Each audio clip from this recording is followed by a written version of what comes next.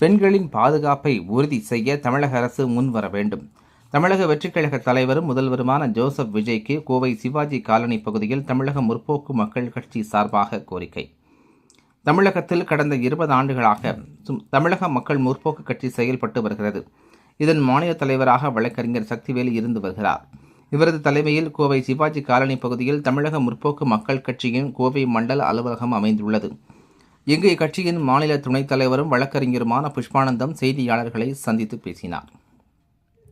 அப்போது அவர் கூறுகையில், தமிழக வெற்றிக்கழகம் பதவியேற்று 12 நாட்களுக்குள் சூலூரில் 10 வயது குழந்தை பாலியல் பலாத்காரம் செய்யப்பட்டு படுகொலை செய்யப்பட்டுள்ளது. பெரும் வேதனை அளிக்கிறது. குறிப்பாக சட்டம் ஒழுங்கு காவல்துறையை தனது கட்டுப்பாட்டில் வைத்துள்ள தமிழக முதல்வர் இந்த விஷயத்தில் குற்றவாளி மீது கடும் நடவடிக்கை எடுக்க வேண்டும். அந்த நடவடிக்கை வேறு மாவட்டங்களில் இது மாதிரியான தவறுகளை செய்ய குற்றவாளிகளை தடுக்கும் வகையில் அமைய வேண்டும். அத்தகைய தண்டனையை அரசு வழங்க வேண்டும் என கேட்டுக்கொண்டார். மேலும் திருச்சி அரசு மருத்துவமனையில் தவறான சிகிச்சை காரணமாக உயிரிழந்த செவிலியர் சீதாலட்சுமிக்கு உரிய நீதி கிடைக்க வேண்டும்.